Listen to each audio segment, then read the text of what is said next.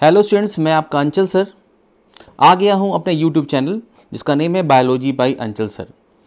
हम आज देखने जा रहे हैं, मैंने स्टार्ट किया है एनसीईआरटी।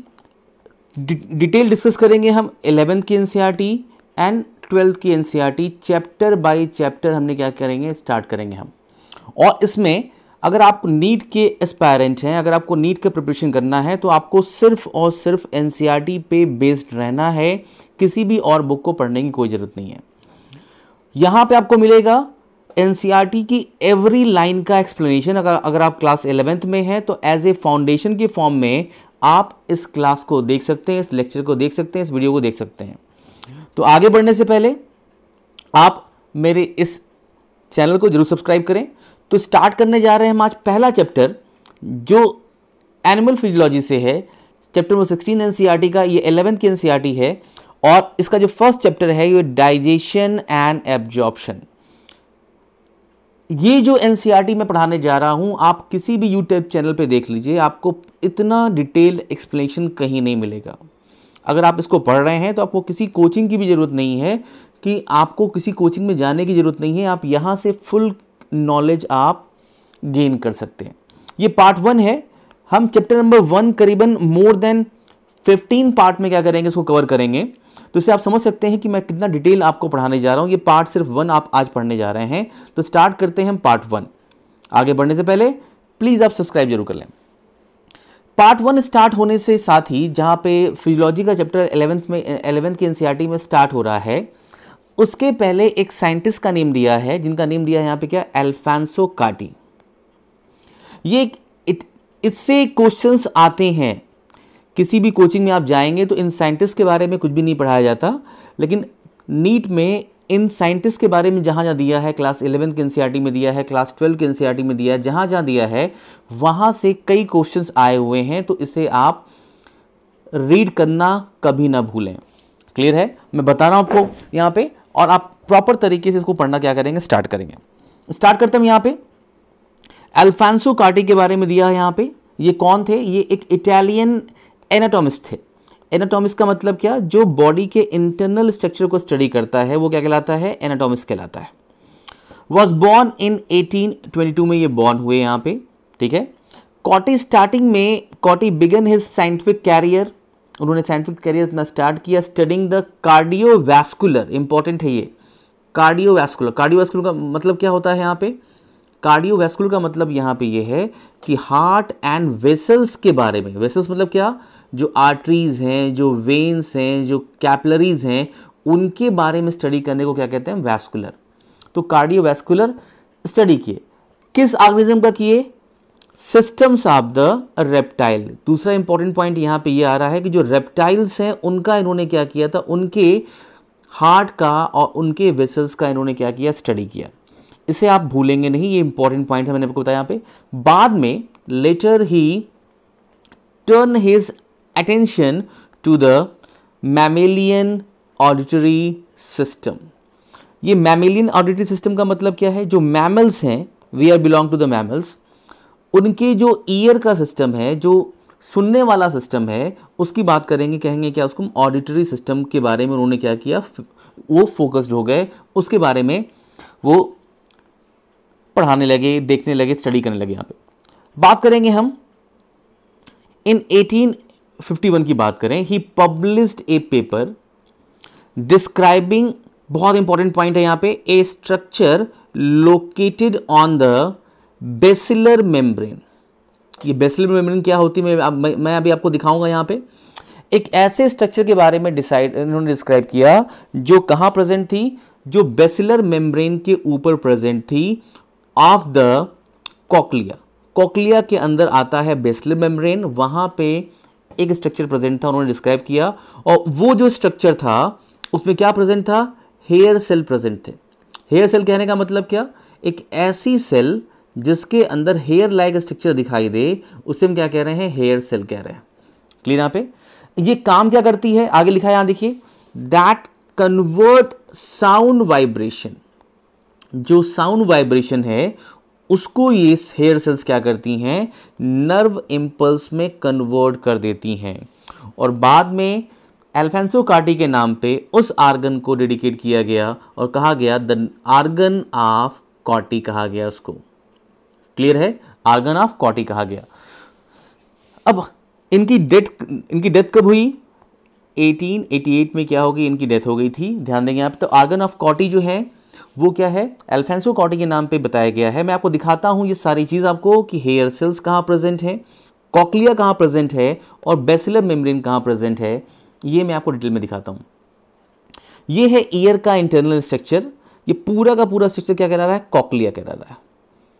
अब कॉक्लिया के अंदर ये देखिए यहाँ दिखाई दे रहा है, यहाँ पे ये पूरा का पूरा स्ट्रक्चर दिखाई दे रहा है यहाँ से। ये है बेसिलर मेम्ब्रेन दिखाई दिया आपको यहाँ पे, ये है बेसिलर मेम्ब्रेन और उसके ऊपर ये स्ट्रक्चर जो प्रेजेंट है इसे हम क्या कह रहे हैं, आर्गन ऑफ कॉटी कह रहे हैं।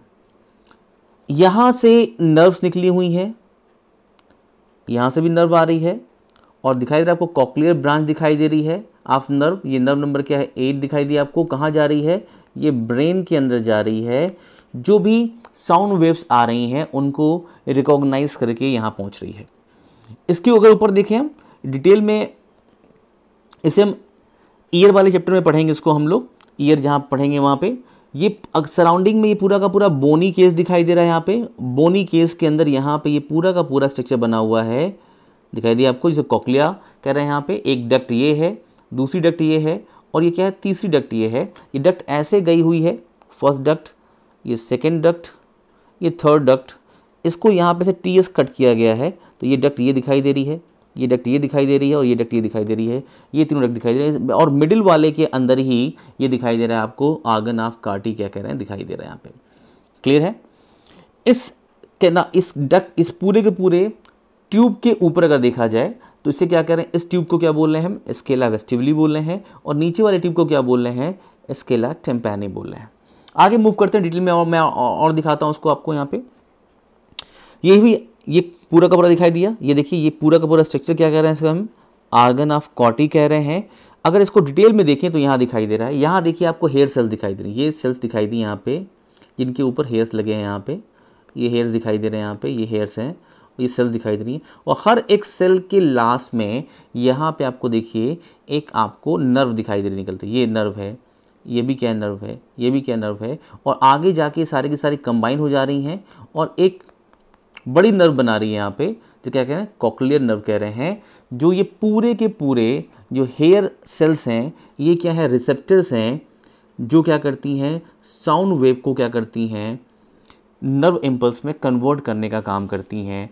इसी को हम क्या बोल रहे हैं, पूरा का पूरा सिस्टम क्या बोल रहे हैं, इसको द आर्गन ऑफ कॉटी बोल रहे हैं। और कहाँ प्रेजेंट है ये, तो ये दिखाई दिया, ये बेसिलर मेम्ब्रेन है, इसके ऊपर प्रेजेंट है, वहाँ लिखा हुआ था, आपने देखा था। ये था आर्गन ऑफ कॉटी के बारे में। हम आगे मूव करते हैं। एनसीईआरटी की लाइन बाय लाइन हम पढ़ेंगे यहाँ पे और आपको मैं डिटेल में पढ़ाऊंगा। इसको पढ़ने के बाद आपको किसी भी ट्यूशन की ज़रूरत नहीं पड़ेगी। मैं देखता हूँ, स्टार्ट करता हूँ आपको यहाँ पे। पेशेंस के साथ पढ़ते रहिए। अगर आपको नीट क्वालिफाई करना है तो आपको प्रॉपर फोकस्ड होना पड़ेगा एनसीईआरटी के एक एक वर्ड पे। अगर आप एक लाइन मिस करते हैं तो समझिए आप एक क्वेश्चन मिक्स कर देंगे फ्यूचर में। बात करेंगे हम, food is one of the basic requirement of all living organism. Food जो है वो बेसिक रिक्वायरमेंट है, इसके बिना कोई भी ऑर्गेनिज्म सर्वाइव नहीं कर सकता। इसीलिए क्या कहा गया यहाँ पे, बेसिक रिक्वायरमेंट कहा गया। जहां जहां पे एनसीईआरटी में बेसिक टर्म आएगा वो लाइन बहुत ही इंपॉर्टेंट हो जाएगी। इस बात को आप हमेशा याद रखेंगे। जहां जहां आएगा बेसिक या बेसिस, इन दोनों वर्ड को आप भूलेंगे नहीं, बेसिक या बेसिस, इसे आप हमेशा याद रखेंगे। यहां पे the major components of our food are, जो मेजर कंपोनेंट्स हमारे फूड में कौन कौन से हैं, वो कार्बोहाइड्रेट्स हैं, प्रोटीन्स हैं एंड फैट्स हैं। इसका सीक्वेंस आप रखेंगे, कार्बोहाइड्रेट, प्रोटीन्स एंड फैट्स, ये तीन क्या है, मेजर कंपोनेंट्स हैं। उसके बाद अगर देखा जाए क्या आ रहा है, तो वो विटामिन जो हमें फूड से मिलते हैं, जो हमें एग से मिलते हैं, जो हमें मीट से मिलते हैं, विटामिन और हमें फूड से क्या मिलता है, मिनरल, ये मिनरल मिल रहा है। आर आल्सो रिक्वायर्ड इन, यहाँ लिखा है ये मेजर कंपोनेंट थे। ये क्या चाहिए इनको, स्मॉल क्वांटिटी में इनका रिक्वायरमेंट होता है। अगर बात करेंगे तो विटामिन का रिक्वायरमेंट काफ़ी स्मॉल क्वांटिटी में हो रहा है और मिनरल का रिक्वायरमेंट काफ़ी स्मॉल क्वांटिटी के अंदर हो रहा है। बाकी इन तीनों का क्या हो रहा है, काफ़ी ज़्यादा अमाउंट चाहिए बॉडी को देखने के लिए। इसके बाद एनसीईआरटी में एक लाइन लिखी है, general organization of the human digestive system is shown in figure number 16.1। क्योंकि चैप्टर नंबर ये 16 है और ये पहला डायग्राम रहेगा, तो क्या कहेंगे हम 16.1 कहेंगे। लेकिन इस डायग्राम को मैं आपको आगे डिस्कस करूंगा, यहाँ डिस्कस नहीं करने जा रहा हूँ मैं आपको। अगला जो पेज आया हमारे इस स्लाइड पे, एनसीईआरटी की लाइन स्टार्ट होती फिर से, फूड क्या प्रोवाइड करता है? Food provides energy. पहला क्या प्रोवाइड किया? ये एनर्जी प्रोवाइड किया, एंड ऑर्गेनिक मटेरियल। ये एनर्जी प्रोवाइड कर रहा है और ऑर्गेनिक मटेरियल प्रोवाइड कर रहा है। इस ऑर्गेनिक मटेरियल का क्या यूज है, इस एनर्जी का क्या यूज है? आगे यहां लिखा हुआ है, for growth and repair of tissues. आप छोटे थे, छोटे से काफी बड़े हो गए, आपकी लेंथ बढ़ गई, आपकी बॉडी में ग्रोथ हुआ। ये क्या है? ग्रोथ है। और हमारे बॉडी के अंदर अगर कहीं कोई एक्सीडेंट होता है, कहीं किसी का ऑपरेशन होता है, अगर कहीं कुछ चीज़ें कुछ कट जाती हैं, उसे क्या कहते हैं? रिपेयर ऑफ टिश्यू कहते हैं। वो चीज़ें क्या होती हैं? हील अप हो जाती हैं। अगर आपकी बॉडी में कहीं चोट लगी होगी तो वो हील अप कर गई होगी बचपन में, तो उसी को क्या कह रहे हैं? रिपेयर ऑफ टिश्यूज़ की बात कर रहे हैं। अगर बात करें वाटर की, बात करें वाटर, जैसे वर्ड आएगा आप ध्यान रखेंगे यहाँ पे, वाटर क्या है? H2 है, और H2 क्या होता है? केमिकल होता है, और ये हमारे बॉडी में पाया जाने वाला एबंडेंट केमिकल है। इस बात को आप याद रखेंगे। तो वाटर क्या है? यहाँ पे पाया जाने वाला क्या है? एक एबंडेंट केमिकल है। तो वाटर वी टेक इन, जो हम वाटर लेते हैं, एक इंपॉर्टेंट रोल प्ले करता है, role in the metabolic process. आपके बॉडी के अंदर जो भी रिएक्शंस हो रहे हैं वो सारे के सारे क्या है? मेटाबॉलिक रिएक्शंस कहलाते हैं, और ये मेटाबॉलिक प्रोसेस में काफी इंपॉर्टेंट रोल प्ले कर रहा है। And also prevents dehydration of the body. अगर हम एक सेल की बात करें तो सेल के अंदर जो साइटोप्लाज्म प्रेजेंट है उसके अंदर मैक्सिमम पार्ट क्या है? इसी वाटर का प्रेजेंट है, और ये वाटर जो है इसके अंदर साइटोप्लाज्म में प्रेजेंट है, यही क्या करता है? एक एरिया बनाता है, एक एरेना बनाता है, जिसके अंदर आसानी से क्या हो जाए? रिएक्शन हो जाए। क्योंकि रिएक्शन जो क्या होता है वो एक्वस मीडियम में होता है, वाटरी मीडियम में होता है। इसीलिए कहा जा रहा है कि वाटर जो है वो मेटाबॉलिक प्रोसेस में काफ़ी इंपॉर्टेंट रोल क्या करता है? प्ले करता है। और ये हमारे बॉडी में जो सेल्स प्रेजेंट हैं उनके अंदर साइटोप्लाज्म का रोल प्ले करता है, बनाने का काम करता है। अगर वाटर का अमाउंट कम हो रहा है सेल के अंदर तो रिएक्शन का अमाउंट कम हो जाएगा, क्योंकि साइटोप्लाज्म लेस होगा तो रिएक्शन की प्लेस नहीं मिलेगी वहाँ पे।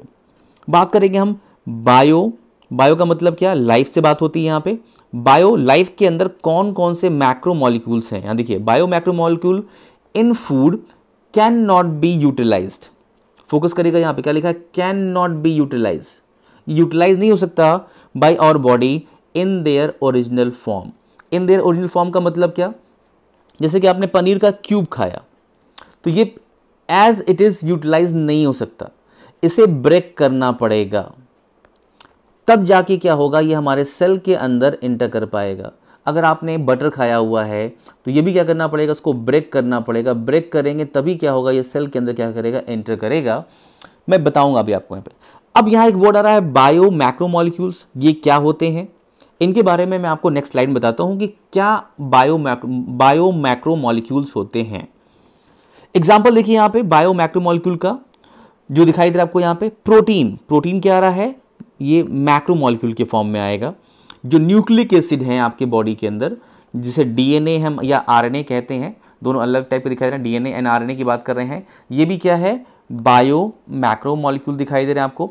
जो कार्बोहाइड्रेट्स हैं, जो लिपिड्स हैं, ये लॉन्ग स्ट्रक्चर के फॉर्म में हैं, और ये सारे के सारे क्या हैं? बायो मैक्रो मॉलिक्यूल के फॉर्म में आते हैं।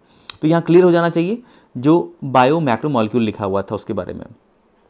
आगे हम बढ़ते हैं कि ये चीज़ें कैसे ब्रेकअप की जाती है। जैसे हमने पढ़ा कि can not be utilize in their original form, तो इसको कैसे यूटिलाइज करना है उसके बारे में यहाँ स्टार्ट करते हैं। They have to be broken down, ये तोड़े जा रहे हैं, and converted into the simpler substance. अब ये सिंपलर सब्सटेंस क्या है मैं अभी आपको दिखाऊंगा यहाँ पे। तो पहले जो कॉम्प्लेक्स था उसे क्या हो गया? सिंपल चीज़ों में क्या कर दिया गया? कन्वर्ट किया गया। किसके थ्रू किया गया? कहाँ किया गया? तो ये चैप्टर का नेम ही क्या है? डाइजेशन एंड एब्जॉर्प्शन है। तो ये देखिए यहाँ पे डाइजेस्टिव सिस्टम के अंदर इन कॉम्प्लेक्स मटेरियल को कन्वर्ट कर दिया गया सिंपल सब्सटेंस में। अब ये पूरा जो प्रोसेस है, the process of conversion of complex, जो काफ़ी कॉम्प्लेक्स आपने खाया, आपने रोटी खाई, आपने पराठे खाए, आपने सब्जी खाई, आपने दाल पिया, सारा का सारा कॉम्प्लेक्स है। अब जो कॉम्प्लेक्स फूड है उसको, सब्सटेंस को क्या किया जा रहा है यहाँ पे, सिंपल फॉर्म में तोड़ दिया गया, ब्रेक कर दिया गया, जिससे वो क्या हो जाए, ब्लड के अंदर एब्जॉर्ब हो जाए। तो जो एब्जॉर्ब हो सकता है उसे हम क्या बोलते हैं, absorbable forms is called digestion. अगर आता है वन लाइन में डिफिनेशन की डाइजेशन का मतलब क्या होता है, बताइए आप, डाइजेशन को एक्सप्लेन करिए। तो सिंपल फॉर्म में एक्सप्लेन करेंगे, एक ऐसा प्रोसेस जिसमें कॉम्प्लेक्स फूड को सिंपल एब्जॉर्बेबल फॉर्म में कन्वर्ट कर दिया जाता है, उस प्रोसेस को हम डाइजेशन कहते हैं। And is carried out by, ये डाइजेशन का प्रोसेस कुल कैसे किया जा रहा है, तो यहाँ दिखाई दे रहा है ये कैसे किया जा रहा है, यहाँ देखिए ध्यान से। तो ये डाइजेस्टिव सिस्टम के थ्रू किया जा रहा है और दो तरीके से किया जा रहा है। एक तो मैकेनिकल का मतलब क्या, कि जो हमारे एलिमेंट्री कैनाल के अंदर जो मूवमेंट होता है उसके थ्रू किया जा रहा है, और दूसरा क्या है, बायोकेमिकल कहने का सेंस यहाँ पे क्या है, जो एंजाइम्स रिलीज होते हैं उनके थ्रू किया जा रहा है। दो तरीके से यहाँ पे, टू वे है यहाँ पे। वन क्या हो गया, मैकेनिकल, जो मूवमेंट है फूड का इसोफेगस से लेके रेक्टम तक पूरे एलिमेंट्री कैनाल में, उस तरीके से। और दूसरा क्या है, बायोकेमिकल का सेंस क्या है, कि एंजाइम्स के थ्रू। बायोकेमिकल का मतलब क्या, कि जो एंजाइम्स के मेथड से, एंजाइम के थ्रू उसको डाइजेस्ट करने का प्रोसेस किया जा रहा है यहाँ पे।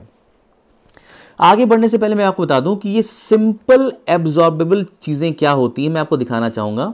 देखिए यहाँ पे, जैसे कि आपने स्टार्च लिया, स्टार्च का कहने का सेंस यहाँ पे क्या है, अगर आप रोटी खाते हैं, अगर आप राइस खाते हैं, अगर आप ब्रेड खाते हैं, तो इसके ये वीट से बना हुआ है, ये आटे से बना हुआ है, ये मैदे से बना हुआ, जिससे बना हुआ है, जो स्टार्च है वो क्या है, कॉम्प्लेक्स है। अब स्टार्च जो है जब हम खाएंगे तो वो हमारे माउथ में और इंटेस्टाइन में एंजाइम के कांटेक्ट में आएगा। ये दिखाई दे रहा है आपको एंजाइम, रेड वाला, ये येलो वाला क्या है, स्टार्च दिखाई दे रहा है आपको यहाँ पे। अब ये एंजाइम्स क्या करते हैं, इनको सिंपल फॉर्म में, देखिए यहाँ पे काफ़ी लॉन्ग यहाँ पे आपको चेन दिखाई दे रही है, और यहाँ देखिए सिंगल फॉर्म में क्या होगा, ये ब्रेक हो गया।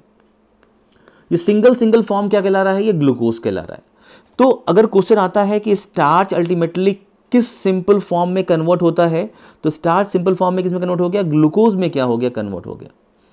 से ये प्रोटीन है वो काफ़ी लंबा दिखाई दे रहा है आपको यहाँ पे, देखिए ये एक लॉन्ग प्रोटीन दिखाई दिया, ये छोटा वाला क्या एंजाइम है, ये आया, इसके बॉन्ड को ब्रेक किया, और ये सारे के सारे अमाइनो एसिड्स क्या हो गए, रिलीज हो गए, और ये क्या होंगे, इंटर करेंगे सेल के अंदर।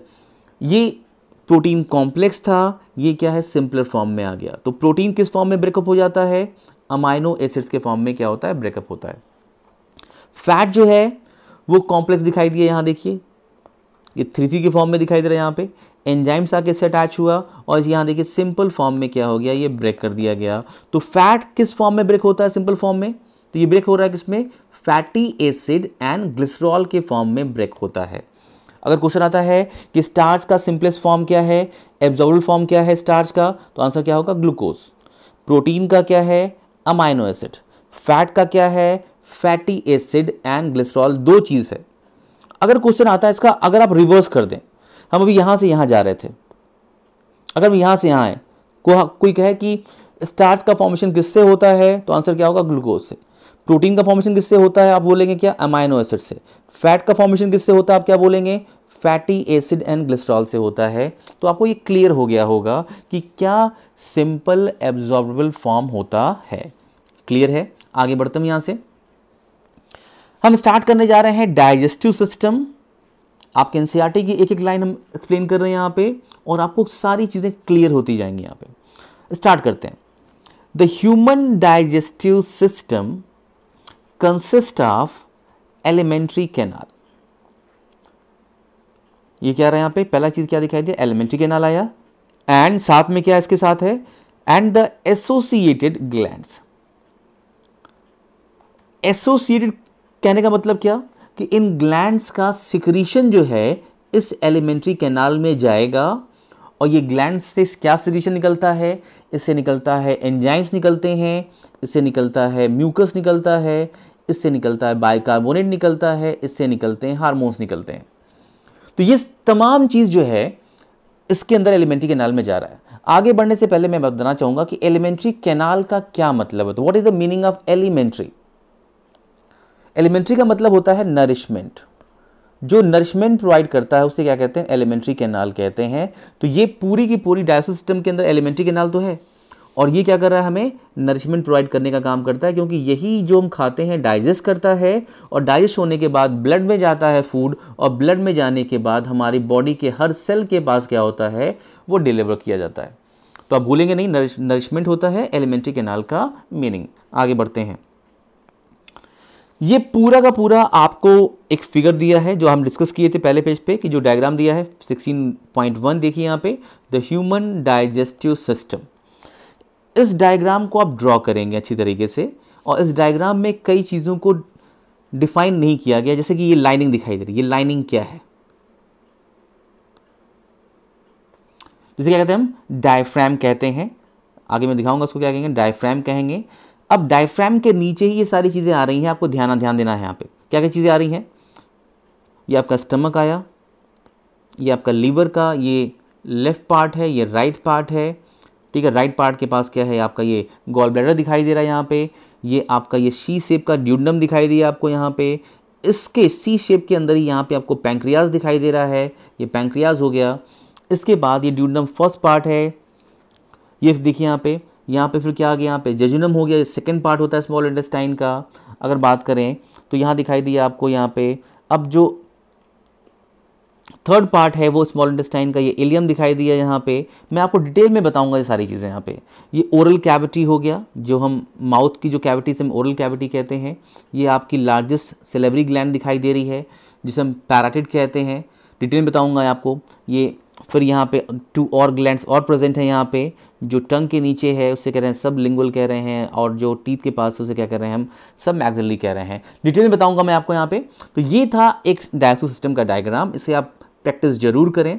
आगे बढ़ते हैं। इसके बाद हम यहाँ पे एलिमेंट्री कैनाल को स्टार्ट करते हैं। एलिमेंट्री कैनाल, पहला क्वेश्चन पहली लाइन में दिखाई दे रहा है यहाँ पे कि the alimentary canal begins with an anterior opening. Anterior opening मतलब क्या? जो आपके बॉडी के एकदम फर्स्ट में प्रेजेंट है। कहाँ से आप खाना खाते हैं?